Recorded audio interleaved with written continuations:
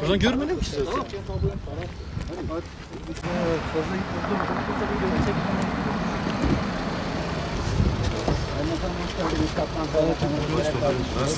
Tamam. Alanda şu uçtan başlıyor Sayın Bakan. Şu karşıdaki ağaçların ilerideki karayollarının alanına kadar yapacağımız bir sistem. Yani şey neresi? Demiryolların yeri neresi? Burada görünüyor mu? Demiryolu. Şimdi Sayın Bakan.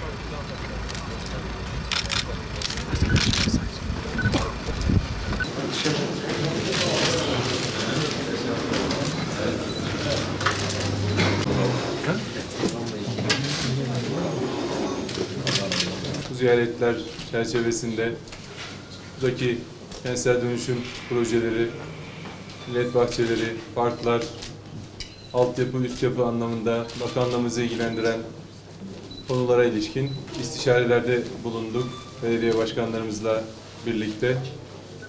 Bu istişareler neticesinde öncelikli olarak şehir merkezinden geçen Bitlis Deresi güzergahı üzerinde biliyorsunuz hem burada yaşayan vatandaşlarımız can güvenliği, mal güvenliği açısından buranın acilen dönüşmesi gerekiyor.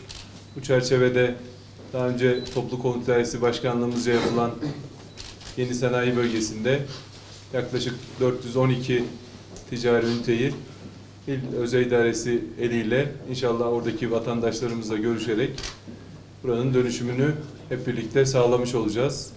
Buraya hem özel idaremiz, hem bakanlığımız, hem de Toplu Konut Dairesi Başkanlığımız gerekli desteği yapacaklar. Bir kısım hak sahibi vatandaşımız ödemelerini yapacak. Kalan kısmıyla alakalı da uzun vadeli borçlandırma yapacağız. Maliyet bedelleri üzerinden buradaki dönüşümü inşallah sağlıyor olacağız. Burası Bitlis için önemli bir güzergah. Bu güzergahı bir an önce temizlememiz gerekiyor. Zaten bu proje öncesinde başladı. Ancak inşallah çok kısa zamanda burayı bitirip neticelendirmek istiyoruz. Yine Bitlis merkezde içme suyu ve kanalizasyon hattı inşaatımız İnşallah 2019 yılı içerisinde tamamlanacak. Toplamda 66 kilometre atık su, 83 kilometre içme suyu hattı. Tamamen hatları yeniliyoruz.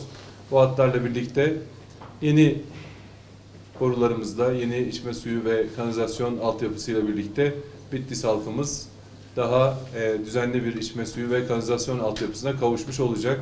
Bunda yaklaşık ihale bedeli 53 milyon lira. Ve fiyat artışlarıyla birlikte 60 milyona tamamlamayı öngörüyoruz. İnşallah bunu da 2019 yılı içerisinde tamamlayacağız. Çevre Şehircilik Bakanlığı olarak Bitlis ilimize İBE kapsamında 4 tane park inşaatını tamamladık. 3 tane de yine valiliğimiz inşaatları tamamladı. Toplamda 7 tane parkı da Bitlis'imize kazandırmış oluyoruz. Bu parklardan bugün açılışını gerçekleştireceğimiz Sevgi Evlerinin önündeki parka ilişkinde Beşiktaş patlamasında şehit olan emniyet amirimiz Şehit Kadir Yıldırım'ın ismini veriyoruz. Orası da yine Bitlis'imize hayırlı uğurlu olsun. 2019 yılı içerisinde ihalesini gerçekleştirmeyi planladığımız ki Bitlis için büyük önem arz eden atık su arıtma tesisimiz var. Bu atık su arıtma tesisinde projelerini İller Bankası Genel Müdürlüğümüz çizecek ve inşallah 2019 yılında atık su arıtma tesisine kavuşacak ihaleyi de yapmış olacağız. Böylelikle Bitlis'in hem içme suyu hem de kanalizasyon altyapısı, atık su arıtma tesisi inşallah 2019 yılı içerisinde çözüme kavuşmuş olacak. Akabinde ilçeleri de kapsayan bir proje gerçekleştireceğiz.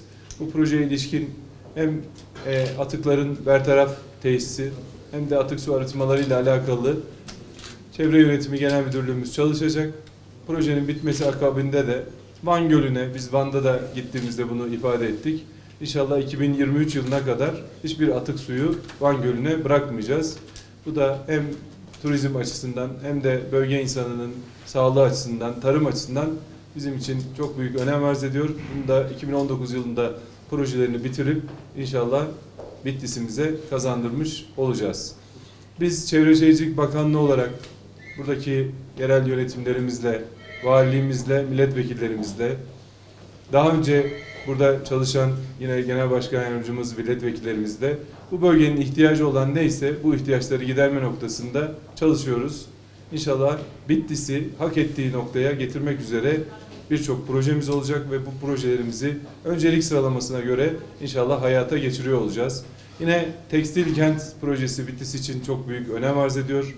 Hem Bitlis'in istihdamı hem buradaki vatandaşlarımızın çalışması ve gelirini arttırması adına buradaki tekstil kent projesiyle ilgili ve akabinde de entegre, ki biliyorsunuz Bitlis ilimiz tarım ve hayvancılık noktasında gelirinin büyük bir kısmını buradan elde ediyor. Entegre üretim tesisleri ve organize hayvancılık yapılabilecek tesisleri de süreç içerisinde inşallah bölgeye kazandırmış olacağız. 7800 metrekare alan üzeri Çevre ve Şehircilik Bakanlığımızca finansı gerçekleştirilen, yapımı belediyemizce yapılan parkın açılışı için bir araya geldik. Bu park içerisinde oyun alanları, yürüyüş alanları, yeşil alanlar, futbol oynayabilecek çocuklarımızın mini bir futbol sahası ve dinlenme alanları mevcut. Toplamda Bitlis'imize 7 tane park kavuşturmuş olacağız. Bu parkımızın adını da Beşiktaş patlamasında şehit olan Emniyet Amirimiz Kadir Yıldırım, Şehit Kadir Yıldırım olarak ismini veriyoruz.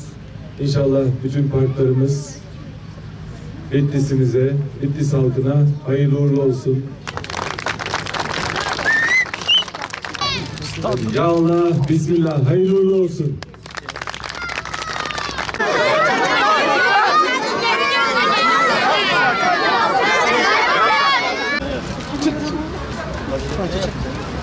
Abi.